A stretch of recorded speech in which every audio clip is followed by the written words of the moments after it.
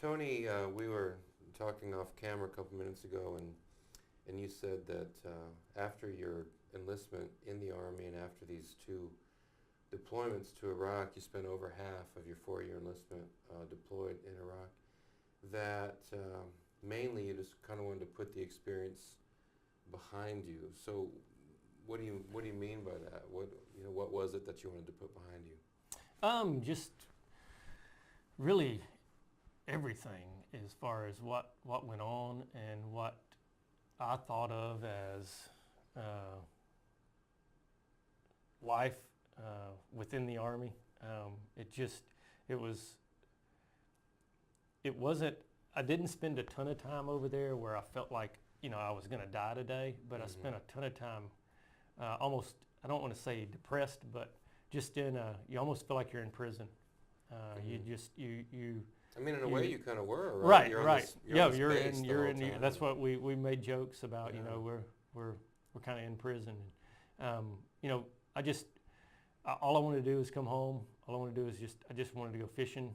And every day it was, over there, which I did find a couple places over there to go fishing, but nothing like fishing here. Well, let's look at that photo again. I mean, that's the Tigris River. Right. Were you able to go fishing in the Tigris? No, I never fished the Tigris. We had a spot on Camp Taji that there was a pond there that we fished in and actually caught some fish. But no, I never fished the Tigris. I don't know if you'd want to eat anything. No, I don't think the stuff they told us that was in there is. I don't think I'd want to fish that too bad. Yeah. So part of it was you just wanted to get back to. I just wanted, I guess, normal. Life. Yeah, I wanted life to be normal again, and just forget about the day-to-day that we were propelled in. Just almost mind-numbing sometimes. So in a sense that it was boring, or in the sense how so? Yeah, lots and lots of hurry up and wait. Which is a kind of a claim that the Army, a joke in the Army is. Too. Yeah. It's just, everybody's in your face to hurry up, and then you get there and you're like, man, we could have waited hours, sometimes days, to do this. But, it was always hurry up and wait. And then, everything was Groundhog Day, basically. You'd get up, do pretty much the same thing. Every day, So, you see the same route to the chow hall. You turn around and come back the same route, and just. If you think of your job, which we talked about in a previous discussion, as kind of an elaborate video game. I'm not into video games, but me neither. let's say some 16-year-old really is into these video games. Sounds like an elaborate video game. I mean, was it kind of you're getting these requests in for fire missions? Was it kind of exciting and interesting at first, but it wears off after a while and just kind of becomes a rigmarole, or is that kind of what you're saying? No, the actual fire missions and all, I don't guess they ever got old. The excitement and just your adrenaline, and it wasn't a good excitement. It was just that adrenaline that you would get from that. That probably never got old, but it's the waiting, The second deployment, we counterfired very little, and your nights were spent just basically just kind of sitting there waiting on something to happen. Looking And at there wasn't screens. there wasn't a whole lot that was going to happen. Thank goodness. Yeah. Things had kind of calmed down to the point that there just wasn't a lot of activity. Again, we were there kind of as a police piece instead of an actual, go out and hunt type piece. Yeah. And things were just a lot calmer then, at least in the area that I was in. There were some spots that were pretty hot, but our area was pretty. Did you, as you look back, even on the plane home, if you thought about what you had been doing, and I guess I'm thinking mainly of that first tour, but whatever comes to your mind, even on the plane home, 6 months later, now, when you look back on over 2 years deployment in Iraq, doing this job, did you had a sense that you had, that you'd been part of something that had accomplished something? If that makes sense. I mean, was that part of wanting to put it behind me, too? That, gosh, I mean, how did it go? Like, you have a definite feeling like, yeah, we really accomplished something, or I'm not sure that we accomplished something, or what was your thinking about that? I guess for the most part, I kind of felt like on the first one that we probably had we accomplished something. I don't know that I felt like we accomplished what they needed, or I guess for the most part it was more we felt like we accomplished something, but we knew that it wasn't going to stand.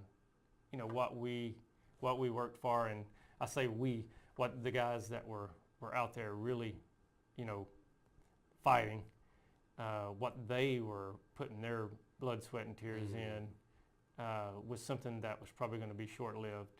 And we just kind of felt like, I know I did, and it seemed like a lot of the guys that I talked to and hung out with, it was kind of that, you know, this is all going to be kind of for naught once we back out. This is all going to go back to... Not a lot of confidence that Iraq would... No, I don't know that I had him from what I knew, you know, what I knew about the situation. It just, I want to say there was more of a feeling of, you know, as soon as we back out of this is probably going to not be that great of a place again. And I'm not saying that we made it a great place, but the state that it was in while we were there, especially the second time that I was over, kind of the end, the drawdown, if you will. We were on the very front of that drawdown. You know, you kind of felt like they were at a spot where they could go the right direction if they chose to. And then as you just watch things on the news and things unfold, it seems as soon as you kind of ease out that the wave just kind of overtakes right back. Yeah, I mean, so the tyrant is gone. Saddam Hussein is gone. The country has a chance to, you know, become something of a stable, fairly well-functioning country. But your sense, you know, I don't know how much you studied it and really thought about it, but your sense was, but there's something in the culture of the place, there's something about just the place, the way this place works, that it's, when we get out of here, it's probably going to... Yeah, I think that was more of the feeling that I had. That well, which turns out to be correct. I mean, right. That's what turns out to happen. Yeah. You know. Yeah. And who knows where it'll right. go in the future. Right. So then, I mean,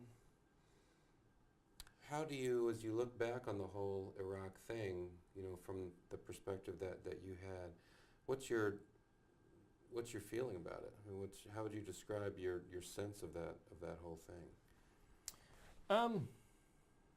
I guess it's kind of that when you look and you see the state that it's in now, you kind of wish that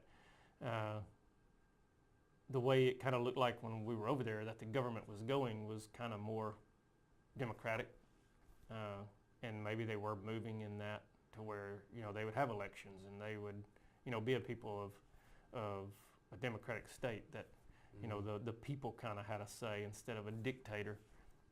And then as you watch and you see the things that's going on now with the groups coming back in and taking over areas. The different militia, the right. different sectarian groups. Right, just still a very tumultuous place that you just wonder if, you know, and I guess just looking what little bit I know about the broad history of that area, it's just an area that it just seems like there's never going to be what we consider peace, or, you know, what we consider to be free and good within our country is just, I guess, something that is either not accepted there or is not going to be allowed. I mean, with the exception of Israel, it seems like, you know, if, you know, which is, I think, you know, it's obviously a very threatened society, but I think within itself is a pretty stable and peaceful one. With the exception of that, though, if you have peace, it seems like it's because there's a strong government just right. keeping a lid on these forces. Right.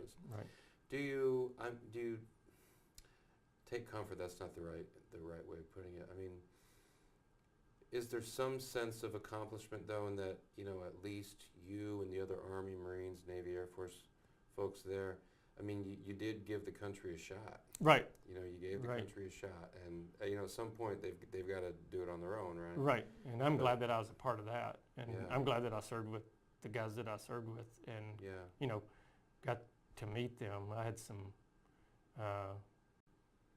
really good sergeants that were above me, officers that I worked with. Yeah. That just good career Army guys. Some weren't career, but Yeah. just good guys that Yeah. I'm glad I got to do that, and I'm glad I got to do it with them. They took care of me. I hope that I did my part in some way, taking care of them. Yeah.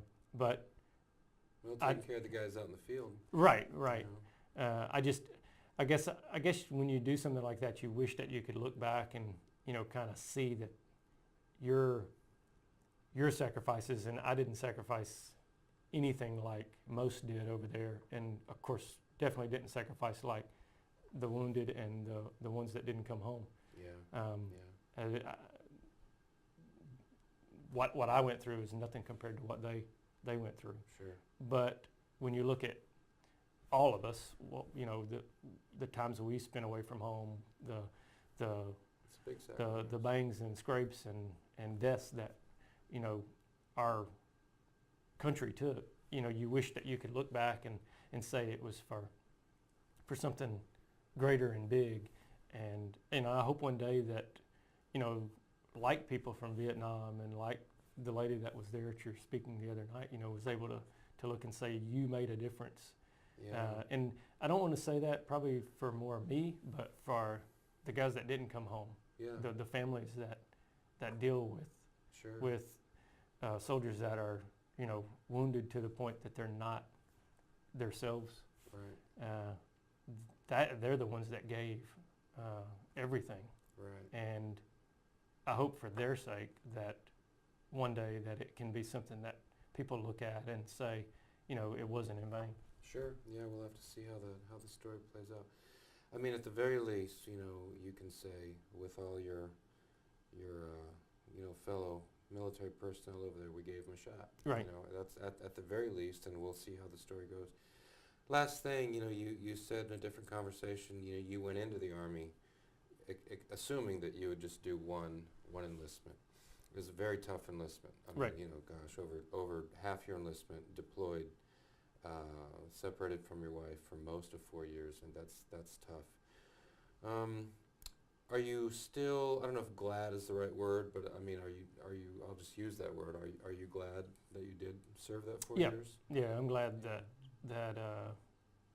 I did it for not just for me, I mean for my country, for my family. Yeah. That I'm able to say, that I gave that much. Sure. And again, I didn't give anything like a Right. lot did, Sure. but I'm glad that I was a part of something that was trying to do good, Right. in that broad of Yeah. a spectrum, Sure. and that big of a deal.